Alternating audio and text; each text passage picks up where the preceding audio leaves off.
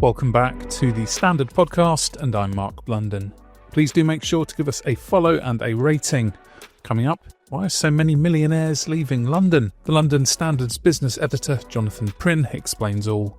But first, half a dozen cash-strapped local authorities in England have been told they will be allowed to raise council tax by more than 5% this year in a bid to stave off bankruptcy. The London Standard's chief political correspondent, Rachael Burford, reports the government signed off its final funding settlements for town halls and announced 6 authorities have been given permission to increase bills by larger than normal amounts without holding a referendum. It comes as London boroughs say they still face a £500 million funding gap in the coming year. Rachael Burford joins us now. What do we now know about the authorities that are now allowed to hike their tax by over 5% this year? So the government got a lot of requests this year, a record number of requests from councils wanting exceptional financial support, which is basically a whole lump sum of money on top of the funding settlement they already get from government, just because of the huge cost of providing services. It's gone up so much in the last few years, so councils have just said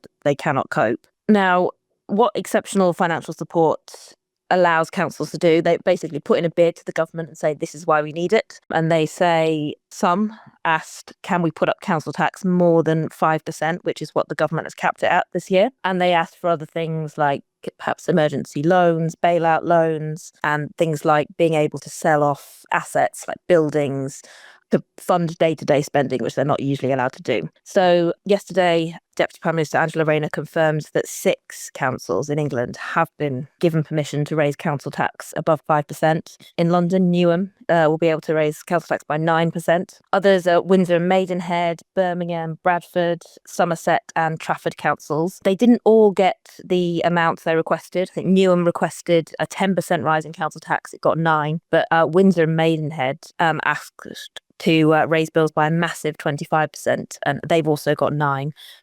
So the government has sort of tried to keep it lower where it can. And it said it only approved these extra raises in places that already had lower than average council tax. Will you be able to give us an example of how residents within some of these council areas will see their bills impacted? What do we know about some of those updated costs that are likely to appear on statements? In Newham, for example, a 9% rise in council tax will add about £131 to bills next year.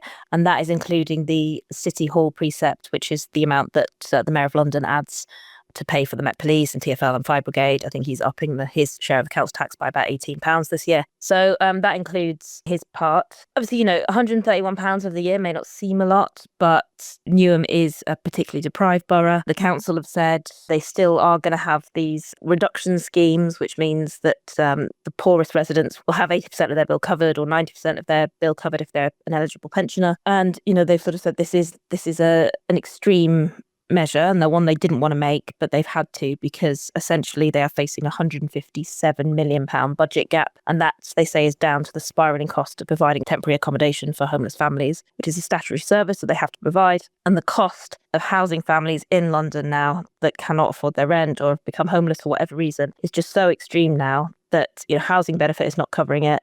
And the council is picking up those extra costs. And in terms of the wider picture inside London, we discussed this last month. It's not all in terms of these over 5% increases, because there is a number of councils also struggling worse than the ones that you've mentioned, who have got a government bailout, a government loan. How much debt are these additional London councils now adding to their books? It is becoming a real problem across the country.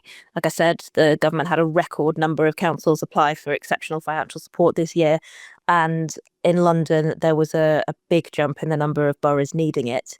So in the government's final funding settlements, London boroughs will get an extra 5.7% increase in their core spending powers under the settlement. However, London councils, which is this sort of collective umbrella of all the boroughs in London, every borough is represented, they still say collectively they're going to face a £500 million funding gap in the coming year.